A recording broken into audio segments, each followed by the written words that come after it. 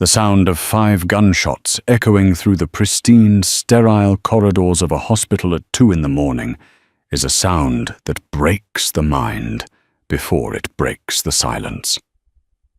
When security breached the heavy oak doors of the 4th-floor administrative wing at Cedar Grove Medical Center, they expected to find a deranged intruder.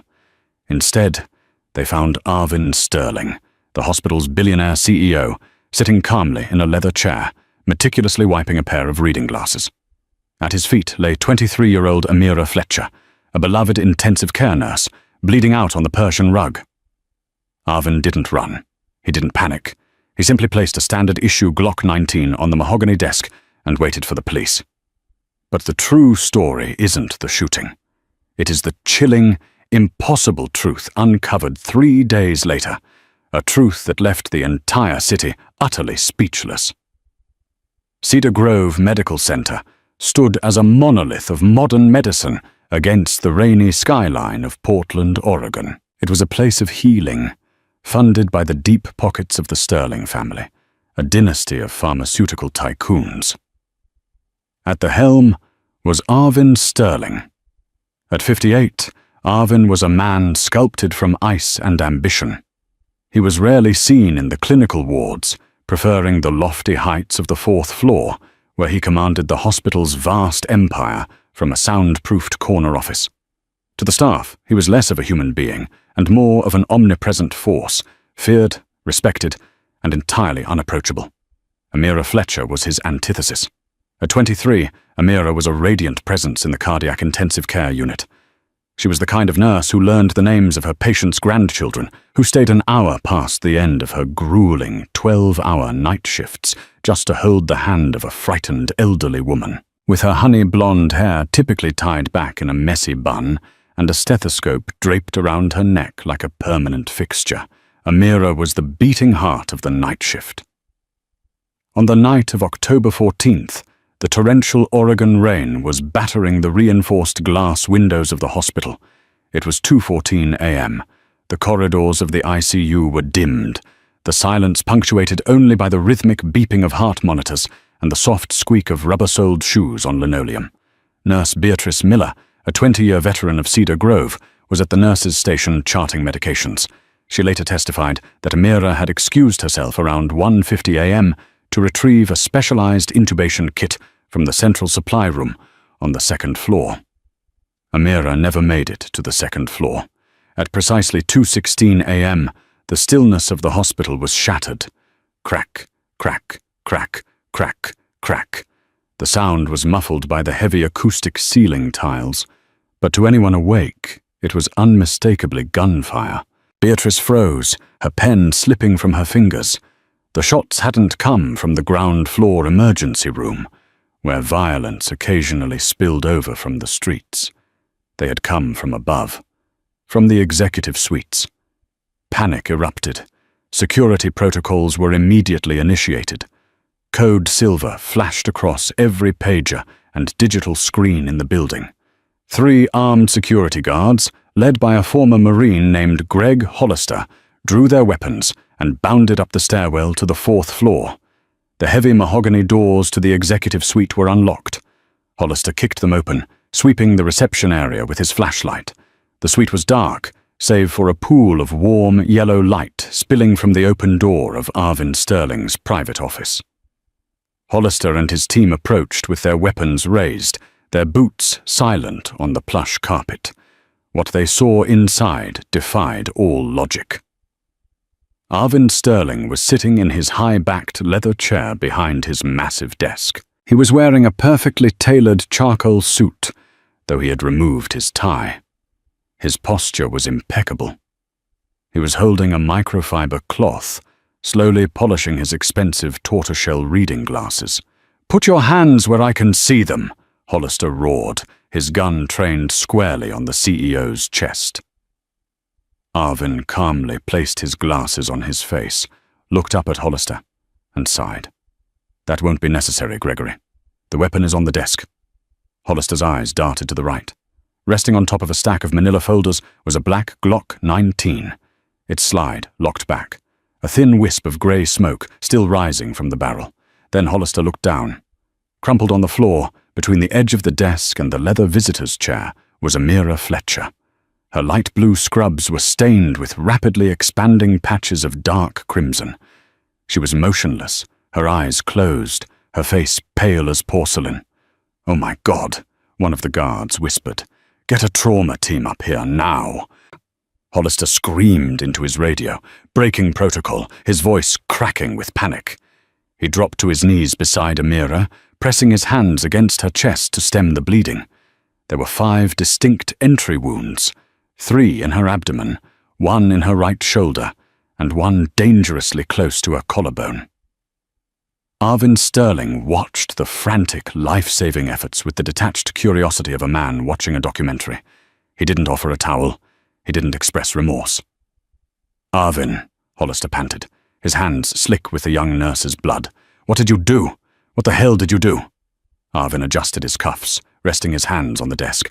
"She was somewhere she didn't belong," he stated, his voice devoid of any tremor. "I expect you to call the police, Gregory. I will wait." Within minutes, the pristine executive office was transformed into a chaotic trauma bay, a team of doctors and nurses, some weeping openly as they recognized their beloved colleague, descended upon the room.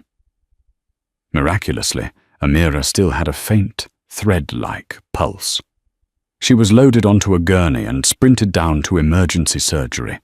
By 2:30 a.m., the Portland Police Bureau had secured the hospital. Detectives cordoned off the 4th floor. Arvin Sterling was read his Miranda rights, handcuffed, and escorted out of his own hospital through a sea of flashing red and blue lights. He walked with his head held high, his expression blank. The media caught wind of the story before the sun even rose. "Billionaire CEO shoots ICU nurse." The headlines were immediate and explosive. But for the detectives assigned to the case, the nightmare was only just beginning. Detective Thomas Russo was a man who traded in facts. A seasoned homicide detective with a reputation for a relentless, methodical approach, Russo hated high-profile cases. They brought politicians, they brought press, and they brought pressure. But when the call came in about Arvin Sterling, Russo knew he was the only one in the precinct who could handle the billionaire without blinking. At 6 a.m., Russo walked into Interrogation Room A. Arvin Sterling was sitting at the metal table. Even in police custody, stripped of his belt and shoelaces, Arvin emanated power. He hadn't asked for a lawyer. He hadn't asked for a phone call. Russo dropped a thick file onto the table and sat down across from the CEO. "Mr. Sterling, I'm Detective Russo. Do you understand the rights that were read to you?" "Perfectly," Arvin replied, his voice smooth. "Let us save time, Detective. I shot her. I am invoking my right to claim self-defense." Russo raised an eyebrow. Self-defense? Against a 23-year-old nurse who weighs 120 pounds, soaking wet? "Physical stature does not negate lethal intent, Detective," Arvin said coldly. "I was working late. I heard a noise in my outer office. I investigated and found Miss Fletcher attempting to breach my private safe. When I confronted her, she panicked. She pulled a weapon, a surgical scalpel, and lunged at me. I keep a firearm in my desk for security. I drew it and fired until the threat was neutralized." Russo scribbled notes on a yellow legal pad, though he was recording the conversation. "She lunged at you with a scalpel, so you shot her 5 times. I was in fear for my life. I didn't count the rounds." Russo leaned back, studying the man. The confession was neat. Too neat. It was the exact verbiage a high-priced defense attorney would coach a client to use, but Arvin hadn't spoken to an attorney. "Here's the problem, Arvin," Russo said, leaning forward. "My crime scene unit just finished processing your office. We didn't find a scalpel." Arvin didn't flinch. "Then your team is incompetent. She had it in her right hand." "No, what she had in her right hand was a flash drive," Russo countered. "A standard 32-gigabyte USB drive, which, interestingly enough, we found smashed to pieces under the heel of your left Italian loafer. Care to explain that?" For a fraction of a second, A muscle twitched in Arvin's jaw. It was the only crack in his armor, but Russo caught it. "She must have dropped it when she lunged," Arvin replied smoothly. "I must have stepped on it in the confusion." Russo closed his file. "You're a smart man, Mr. Sterling. But this story, it's insulting my intelligence. We're holding you on attempted murder in the 1st degree." As Russo walked out of the interrogation room, his mind was racing. Nothing about the scene made sense. Later that afternoon, Russo visited Cedar Grove Medical Center. The atmosphere was grim. Nurses huddled in corners, wiping away tears. Security was tight. Russo bypassed the crowds and headed straight for the surgical intensive care unit, where Amira Fletcher was fighting for her life. She had survived a grueling 6-hour surgery. The bullets had missed her heart, but they had wreaked havoc on her internal organs. She had lost a massive amount of blood, suffered a collapsed lung, and had a shattered collarbone. She was currently in a medically induced coma, tethered to a dozen machines, a pale face hidden behind an oxygen mask. Sitting beside her bed, holding her limp hand, was a young man in a paramedic uniform. His name was David Harper, Amira's fiancé. He looked up as Russo entered, his eyes red and swollen. "Detective," David said, his voice hoarse, "please tell me you locked him up." "He's in custody, David," Russo said gently. "I need to ask you some questions about Amira. Did she ever mention Arvin Sterling?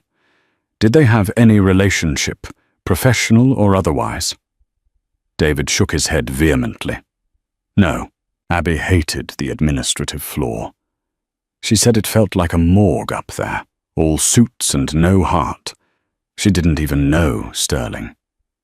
She was just a nurse. Did she seem anxious lately? Worried about anything? David paused, his brow furrowing. "A little, yeah. Over the past few weeks. She was spending a lot of time on her laptop at home. I asked her about it, and she said she was just reviewing some strange patient charts for a mortality study the hospital was doing. She said it was boring administrative stuff.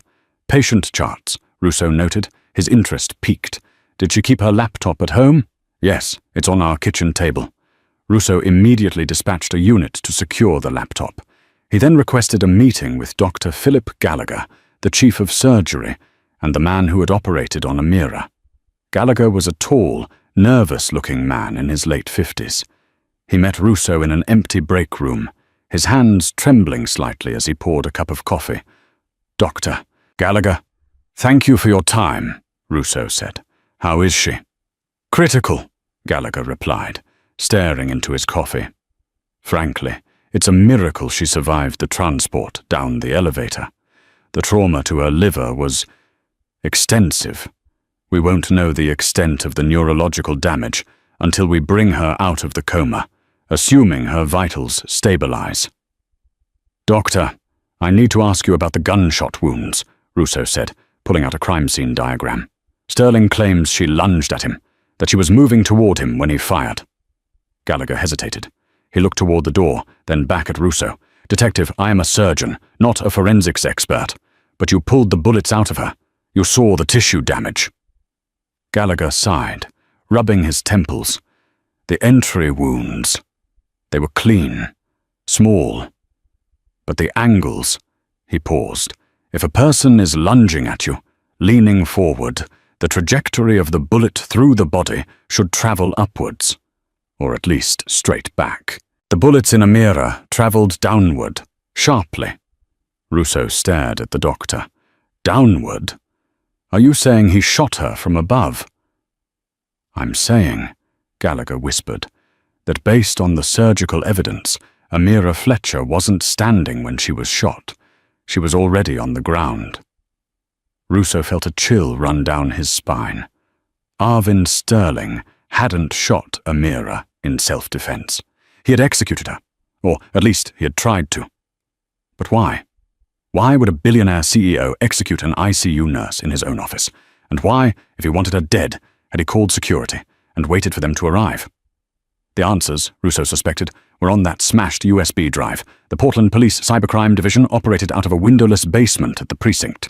For 2 days, Forensic technicians painstakingly reassembled the shattered pieces of the USB drive Arvin Sterling had tried to destroy. By the time Russo walked into the lab on the morning of October 16th, the lead tech, a brilliant 20-something named Maya, was staring at a wall of monitors with a deep frown. "Tell me you have something, Maya," Russo said, handing her a fresh coffee.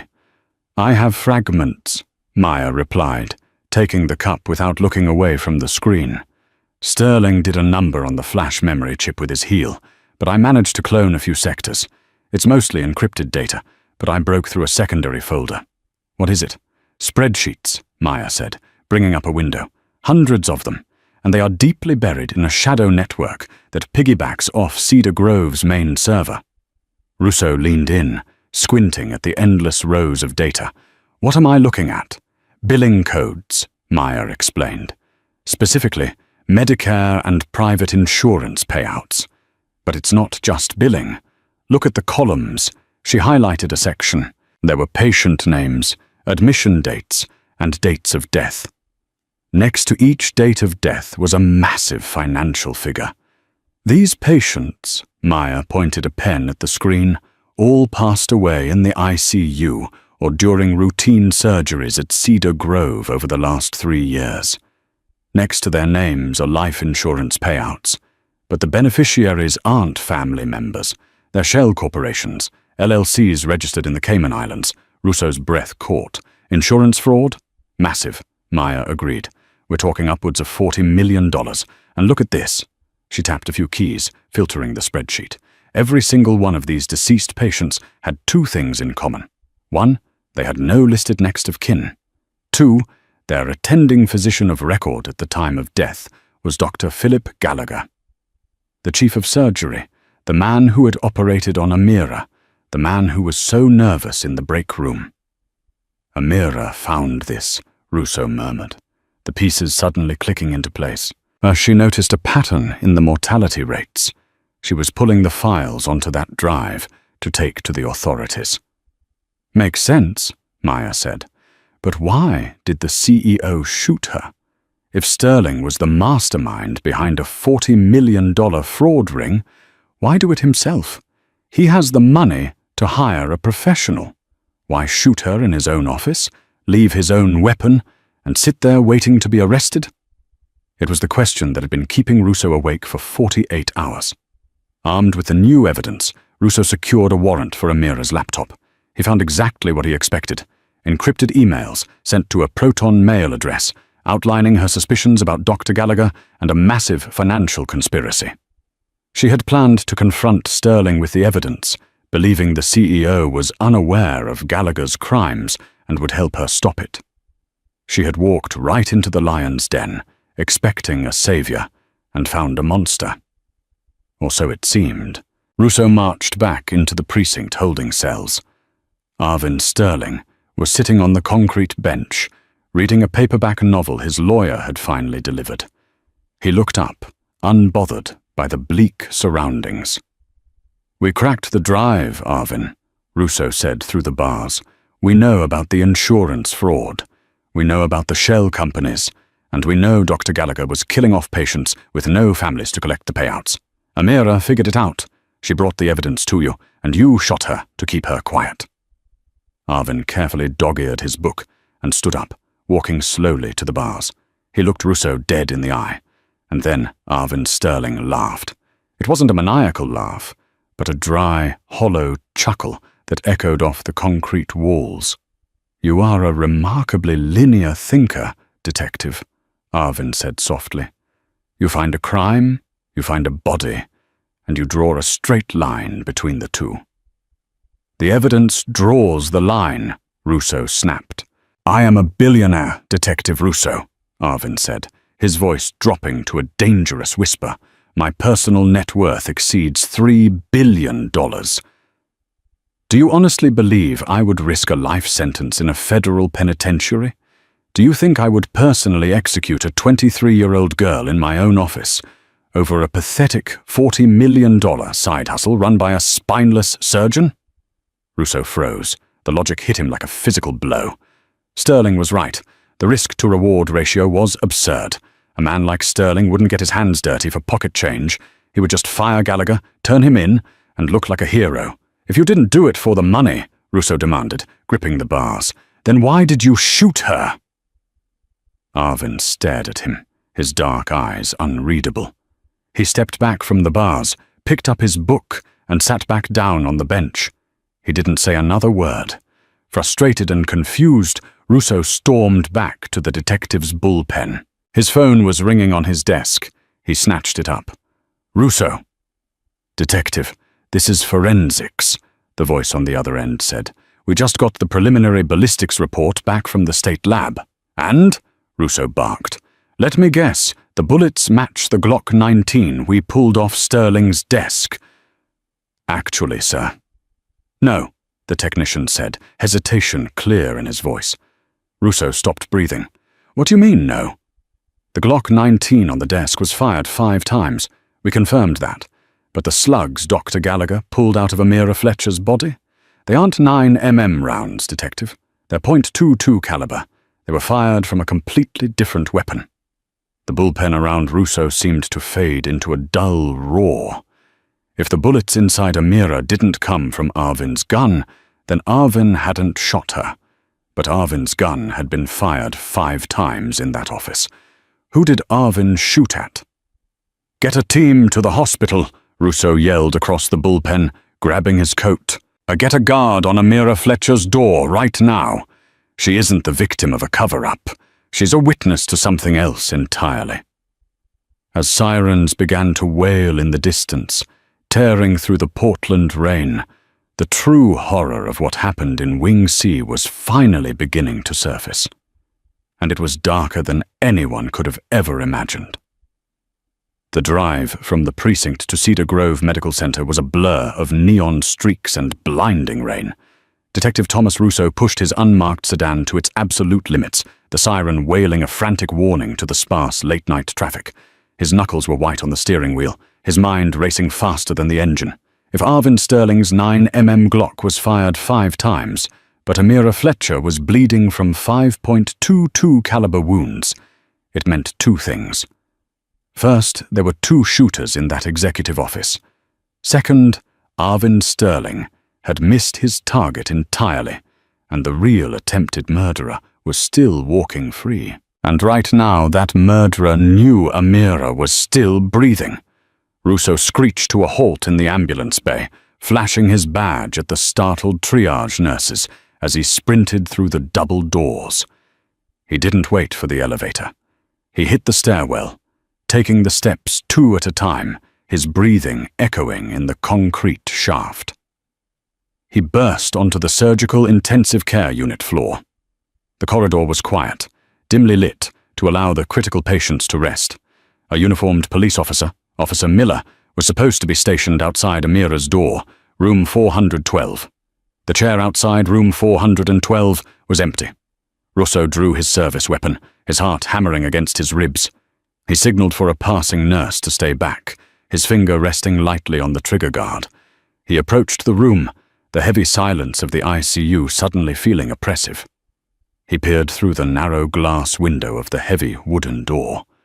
Inside, the rhythmic, mechanical sigh of the ventilator was the only sound. Amira lay exactly as she had before, a fragile silhouette amidst a forest of IV poles and monitors. But she wasn't alone. Standing beside the bed, bathed in the pale blue light of the heart monitor, was David Harper, the grieving fiancé, the devoted paramedic. He wasn't holding her hand this time. He was holding a syringe, the needle hovering inches above the injection port of Amira's central venous line. "Step away from the bed, David," Russo commanded, kicking the door open and leveling his weapon at the young man's chest. David jumped, dropping the syringe onto the pristine white sheets. He spun around, his eyes wide with feigned panic. "Detective, you scared me. I was just—" "The nurse asked me to flush her line. I'm a paramedic. She said it was okay."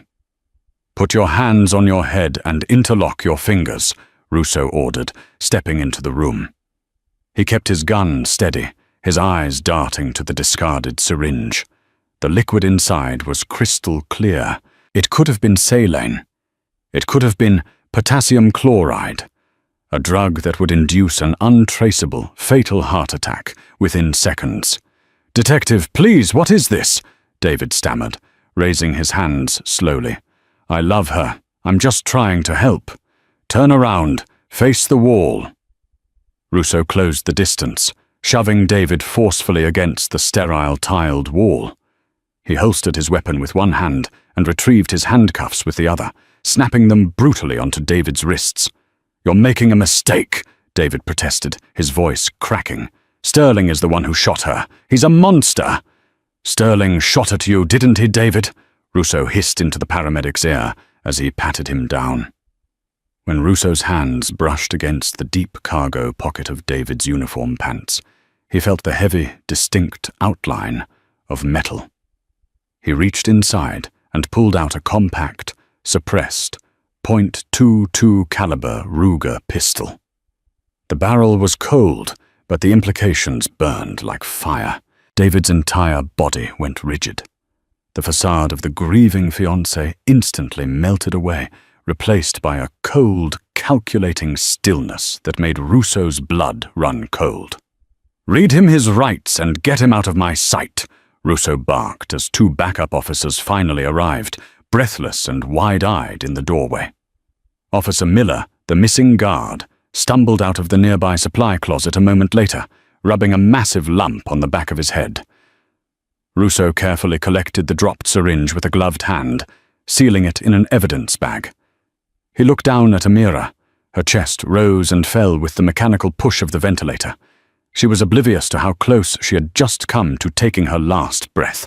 The puzzle pieces were beginning to lock together, forming a picture of profound betrayal. David wasn't just a bystander. He was the linchpin.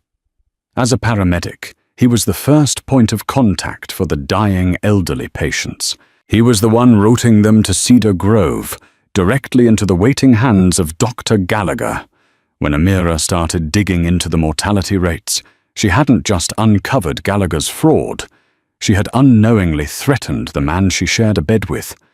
But one glaring, maddening question remained. If Arvin Sterling knew David was the shooter, why did he let himself be arrested? Why didn't he tell the police? Interrogation room A felt smaller than it had 2 days ago. Arvin Sterling sat in the exact same chair, wearing a bright orange county jumpsuit that looked jarringly out of place on his aristocratic frame. He was sipping a cup of lukewarm water, looking as unbothered as a man waiting for a delayed flight. Russo threw the crime scene photos onto the metal table.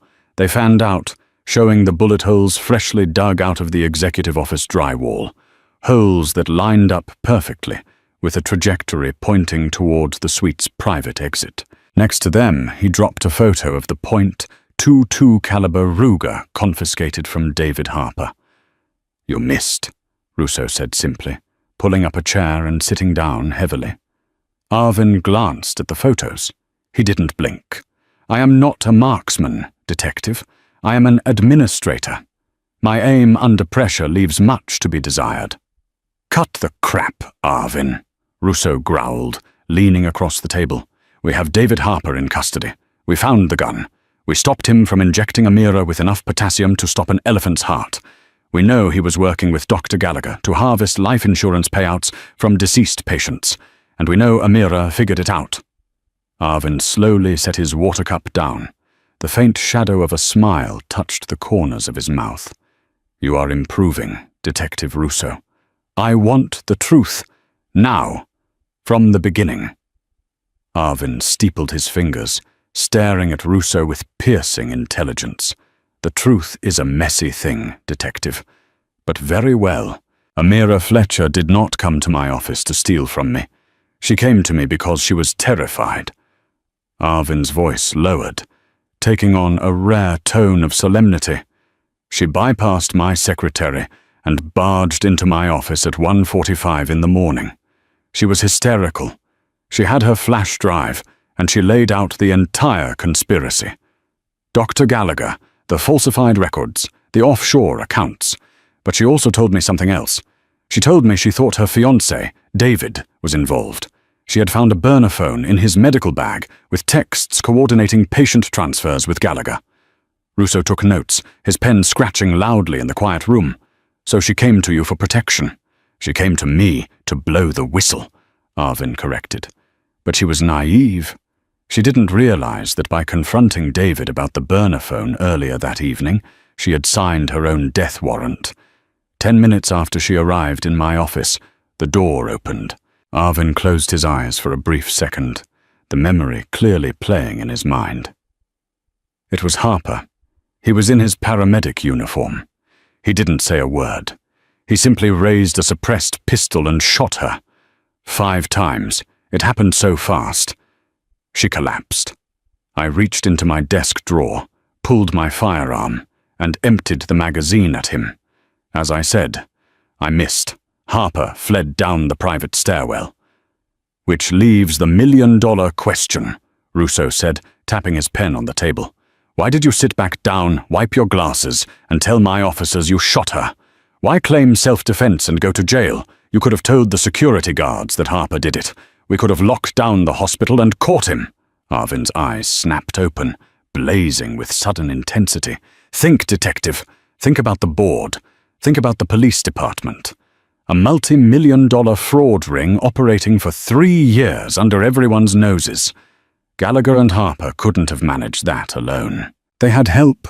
Bribed hospital security, corrupt administrators, perhaps even people in your own precinct. Arvin leaned forward, his voice a harsh whisper. If I had pointed the finger at Harper, he would have been a man on the run. He would have known Amira was alive.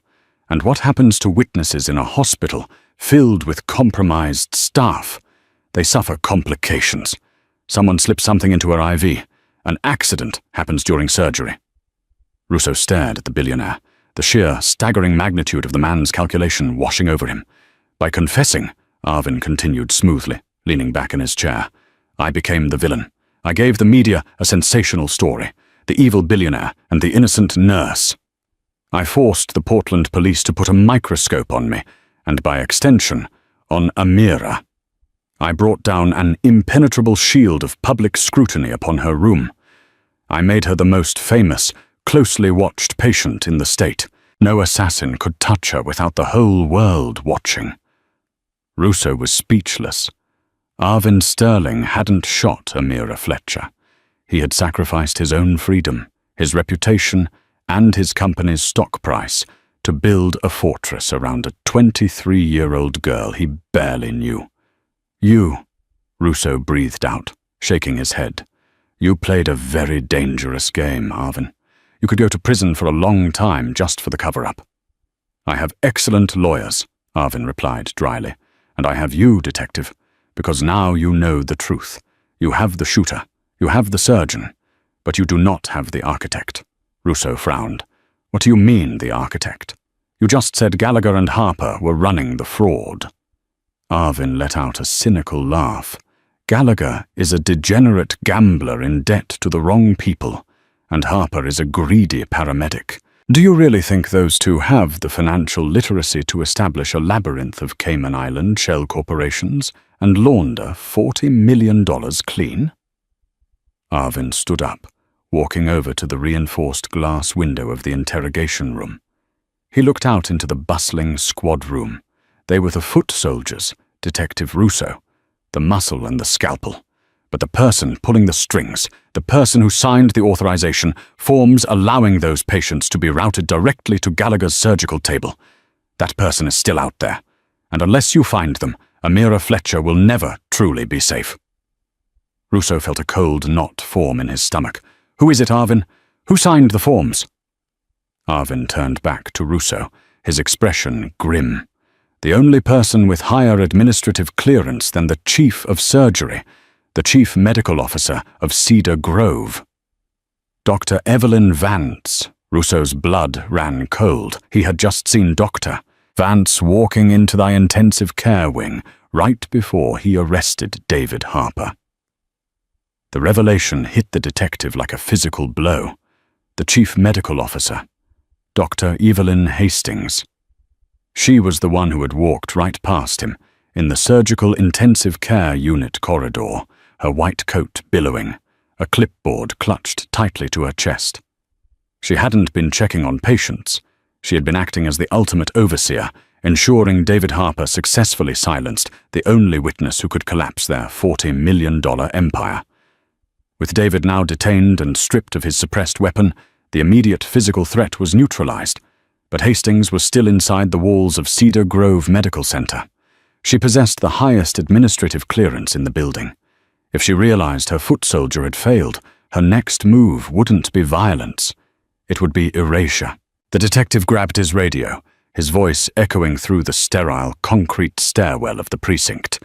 "Dispatch, I need a tactical unit at Cedar Grove Medical Center immediately. Suspect is Dr. Evelyn Hastings, Chief Medical Officer. Secure the server room on the sub-level and lock down the surgical ICU. Nobody gets in or out." The drive back to the hospital was a white-knuckle blur of rain and screaming sirens. Every second that ticked by was a second Hastings had to realize the plot had unraveled. Inside the surgical ICU, the atmosphere was suffocatingly quiet. The monitors in room 412 hummed their steady rhythm.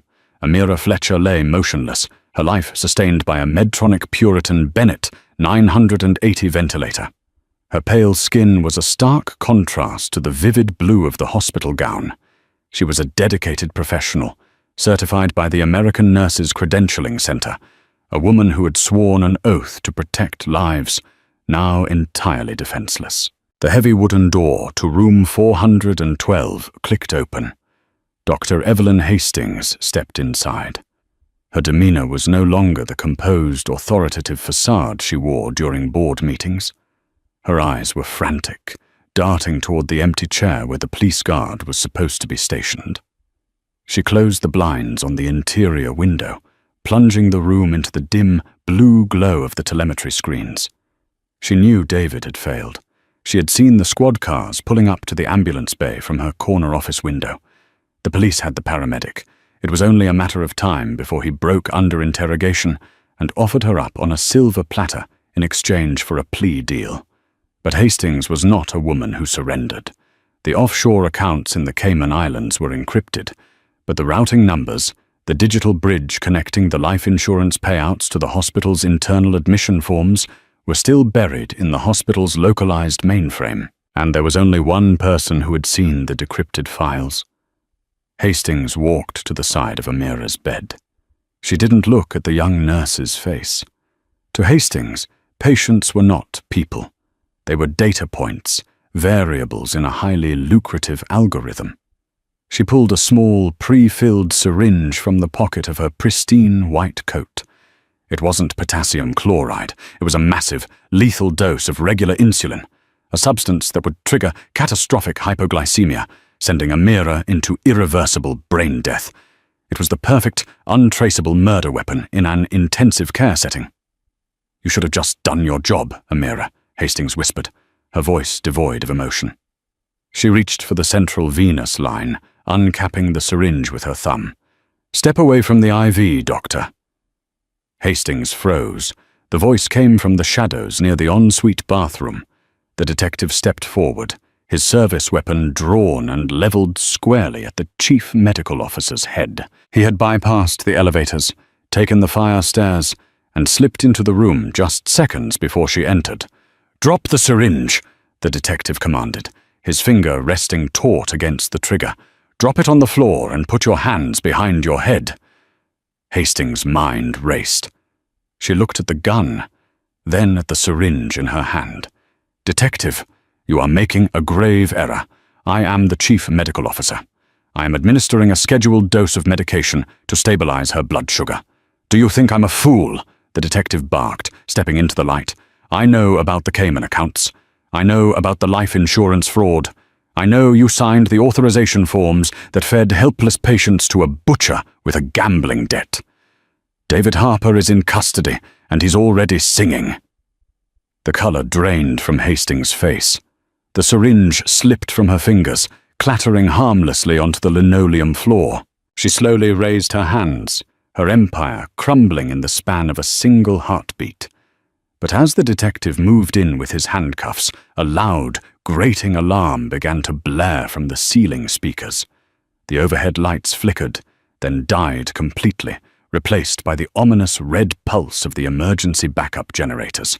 Code red, code red, complete system failure in sub-level server sector, an automated voice announced over the intercom. Hastings let out a sharp, triumphant laugh in the darkness. You're too late, detective. The fail-safe has been triggered. The emergency backup generators of Cedar Grove Medical Center engaged with a deep, subterranean shudder that vibrated through the floorboards of the surgical intensive care unit. Instantly, the oppressive darkness of room 412 was fractured by the harsh, rhythmic pulse of red emergency strobes. The sudden shift in lighting painted the pristine, sterile room in the colors of a nightmare.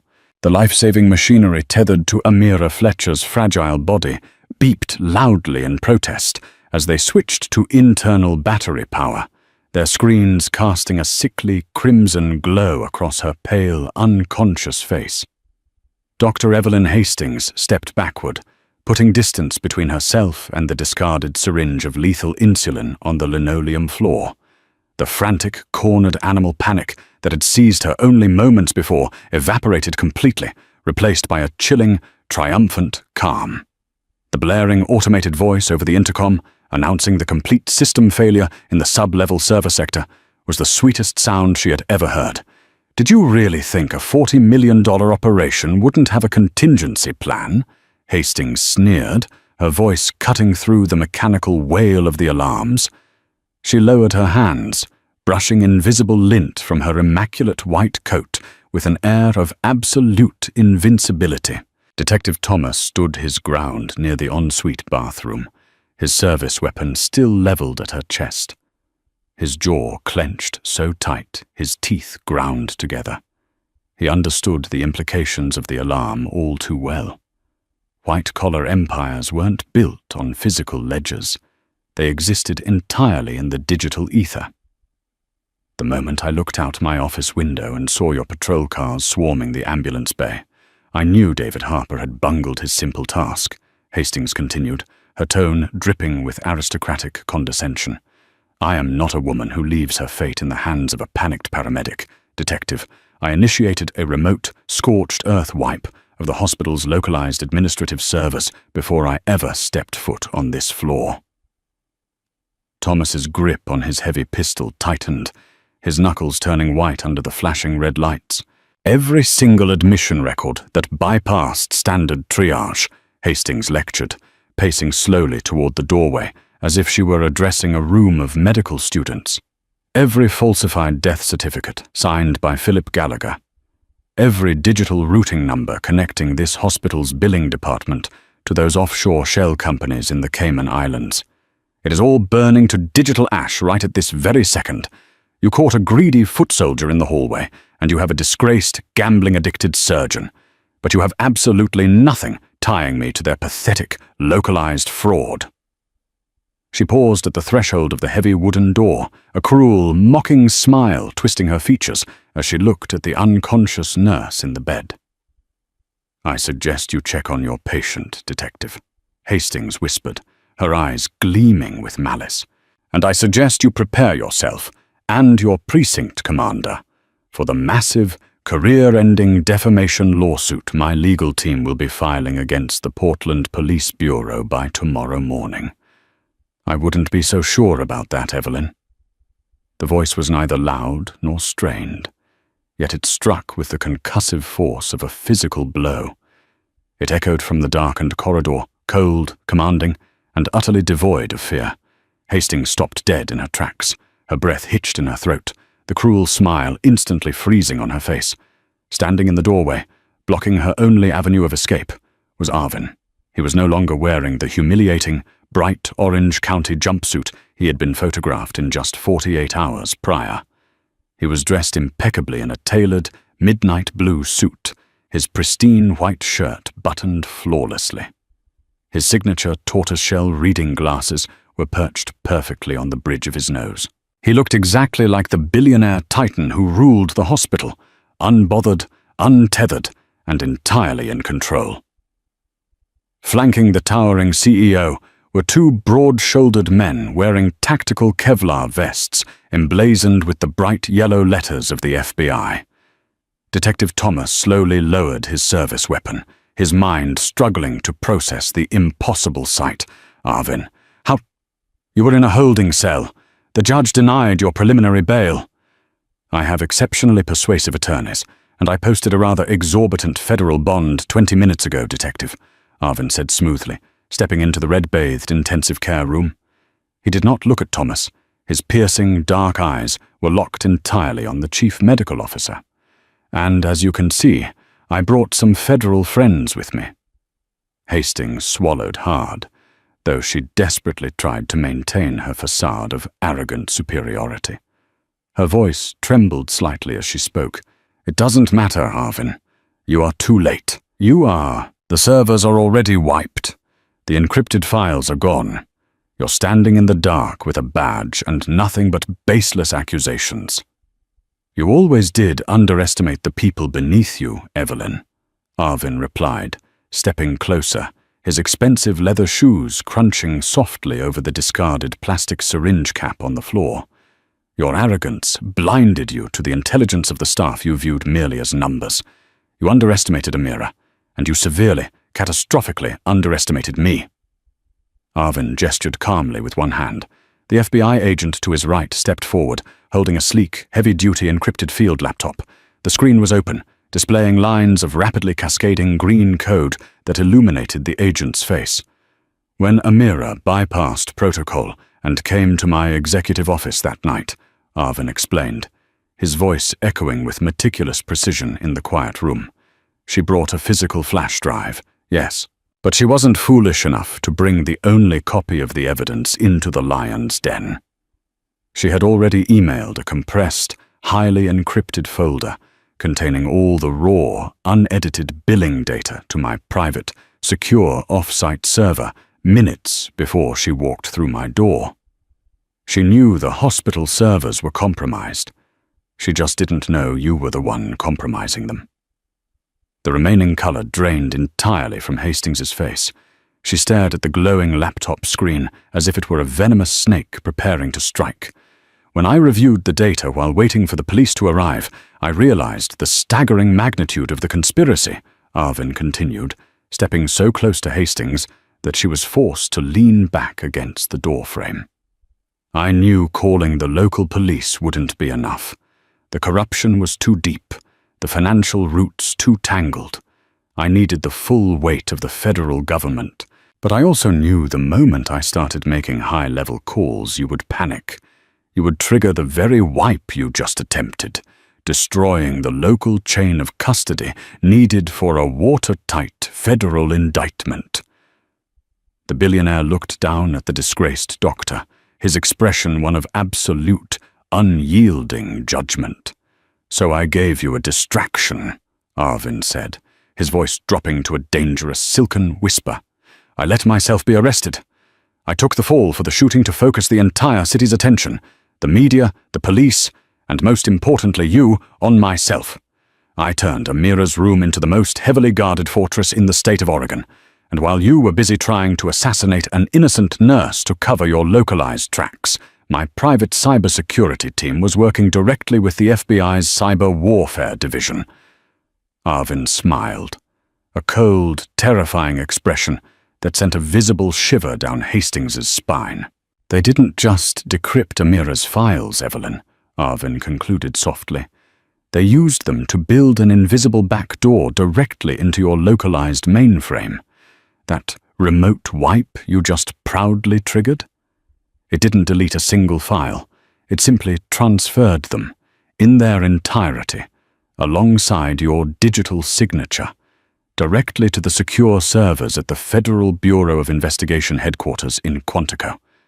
The trap hadn't just closed around her. It had crushed her entirely. Hastings' knees buckled slightly, her pristine white coat suddenly looking like a burial shroud. She looked wildly from Arvin to the FBI agents, to Detective Thomas, searching for a single loophole, a single fraction of doubt. She found none. "Checkmate, Doctor," Arvin whispered. The two federal agents moved with swift, practiced efficiency. They grabbed Hastings by the arms, spinning her around and snapping heavy, cold steel handcuffs around her wrists. The click of the locking mechanism echoed sharply in the room. She didn't fight. She didn't scream or threaten further lawsuits.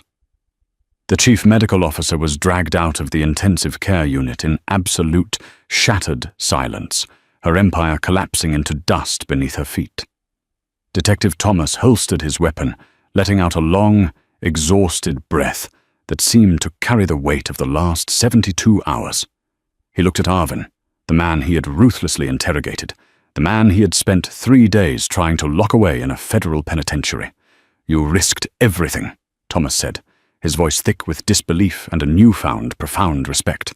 "Your company's stock price plummeted. Your personal freedom was on the line. Your reputation was dragged through the mud on every news station in the country, all to build a shield around her." Arvin slowly turned his attention away from the empty doorway.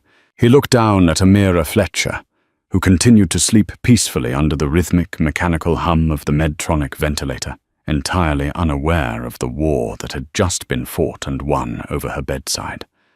For the first time since the night of the shooting, the cold, calculating billionaire's eyes softened with genuine, unfiltered emotion. "She is a nurse, Detective," Arvin said quietly, watching the steady rise and fall of her chest. "She spends her entire life fighting in the dark, standing between death and strangers, fighting to keep them breathing when they cannot fight for themselves. The very least I could do was step into the dark to do the same for her."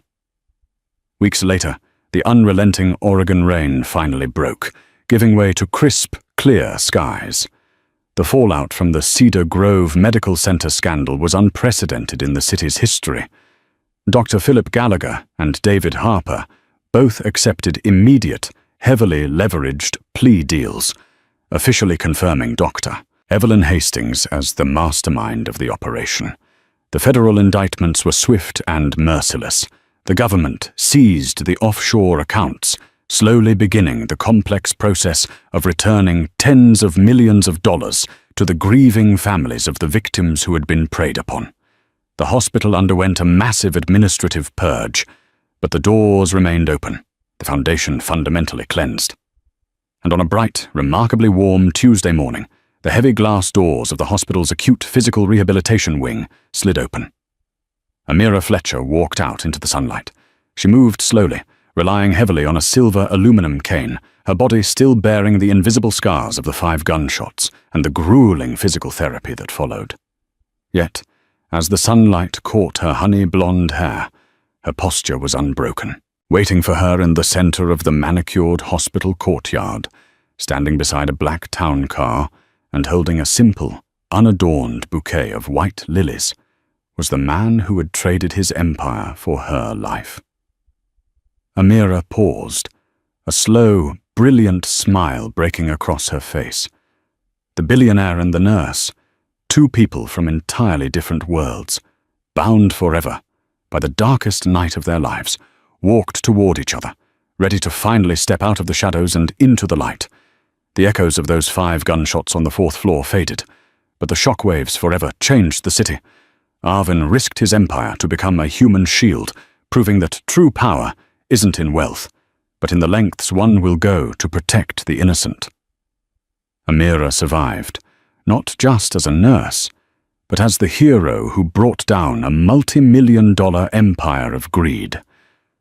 Her courage saved countless lives that would have otherwise been extinguished in the dark.